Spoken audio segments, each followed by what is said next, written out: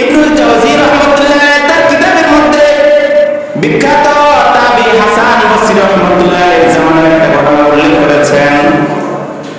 এক যুবক ছিল, তার নাম ছিল আব্বাস নাম। এই যুবকের কাজই ছিল একবার অপরাধ করতে, আবার হাসান বসরির দরবারে গিয়ে বলতো, হুজুর আমাকে একটু তওবা করায় দেন। অপরাধ করতো, আবার হাসান বসরির দরবারে গিয়ে হাজির হতো, হুজুর আমাকে একটু তওবা করে আবার নতুন করে জীবন শুরু করার পথ চলার সুযোগ করে দেন। হাসান বসরি রাহমাতুল্লাহ আলাইহি ওই যুবক আব্বাসকে তওবা করাতে, তওবা করার পরে আবার সে গুনাহে লিপ্ত হয়ে যেত। বাসায় যাওয়ার পরে ওই ব্যক্তি শয়তানের প্ররোচনায় পড়ে, নফসের ধোঁকায় পড়ে আবার সে তওবা ভঙ্গ করে ফেলতো।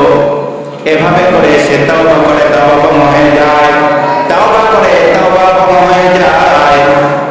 এক সময় পরিশেষে তার মৃত্যুর সময় ঘনিয়ে আসে। এভাবে করে মৃত্যুর সময় ঘনিয়ে আসে। মৃত্যু সজ্জায় পতিত যুবক আব্বাস মাকে বলে, ও মা, যার একটু হাসান বসরির কাছে, শায়েখ হাসান বসরির কাছে গিয়ে আমার এই মুমূর্ষুর কথা বলেন, মুমূর্ষু অবস্থার কথাটা তুলে ধরেন, যেন শেষবারের মতো হাসান বসরি রাহমাতুল্লাহ আমার কাছে এসে আমাকে তওবা করিয়ে পাক করে দেয়। মা বিলম্ব না করে দৌড়ে গেলেন শেখ হাসান বসরির কাছে। ও শেখ হাসান বসরি, আমার ছেলে আব্বাস আপনার হাত ধরে বারবার তওবা করতে, বারবার ভঙ্গ হয়ে যেত।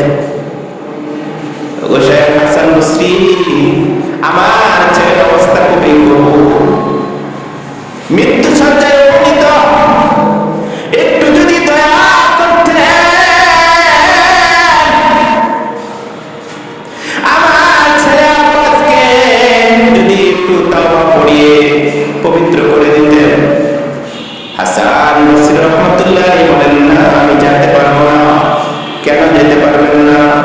তোমার ছেলে আমার হাত ধরে তওবা করে আবার ভেঙে ফেলে, তওবা করে আবার ভেঙে ফেলে, ছেলে খেলা নাকি এটা?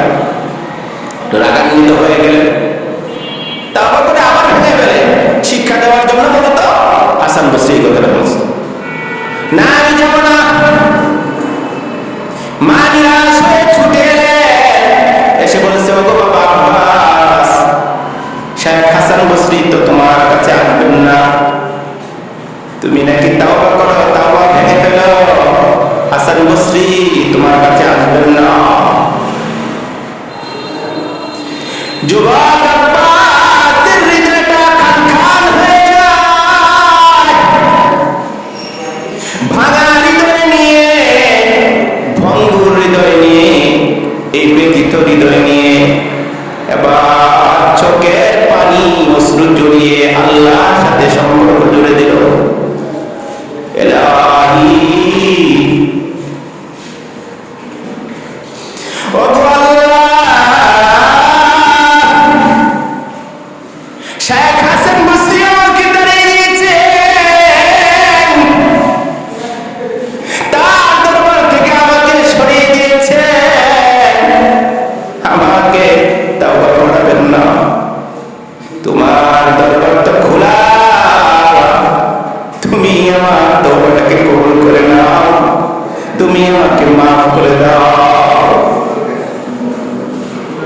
আল্লাহর সাথে এই কথা বলার পরে মাকে বললেন, মা, মনে হয় থাকবো না, মনে হয় বিদায়ের সময় ঘনিয়ে এসেছে গো মা।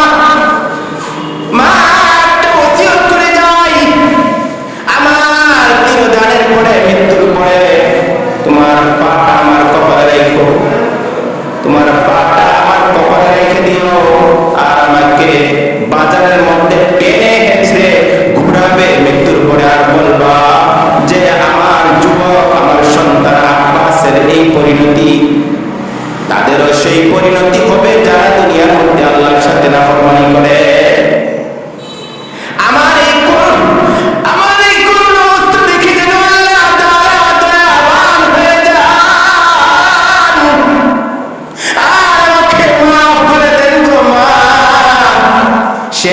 ওসিয়তটুকু করে যুবক আব্বাস বিদায় নেয়। মৃত্যুর পরে সন্তানের ওসিয়ত অনুপাতে মা তার কপালে পা রাখতে যাবে, গায়ের থেকে আবার সে ও মা, ও আব্বাসের মা, তুমি কোথায় পা রাখতে যাচ্ছ? সেজদার জায়গায় পা রাখা যায় না। সেজদার জায়গায় পা রেখো না মা। শুনো শুনো শোনো, তোমার আব্বাস খাটি দিলে তওবা করেছে আমার কাছে, আমি তোমার সন্তান আব্বাসকে মাফ করে পার করে দিয়েছি। সুবহানাল্লাহ। মা খুশি হয়ে যায়, মা খুশি হয়ে আবার কাফন দাফনের বন্দোবস্ত করে। কাফন দাফন শেষ, রাত্রেবেলা হঠাৎ আচমকা ওই শায়েখ হাসান বসরি রহমাতুল্লাহ আলাইহি স্বপ্ন যোগে দেখে কে যেন হাসান বসরিকে বলে, ওগো শায়েখ হাসান বসরি, যে আল্লাহর কাছে ফিরে আসতে চায়, তাওবা করতে চায়, তাকে কেন তুমি দূরে সরে রাখো? ভবিষ্যতে যদি এমনটা করো তোমাকে কিন্তু ছাড়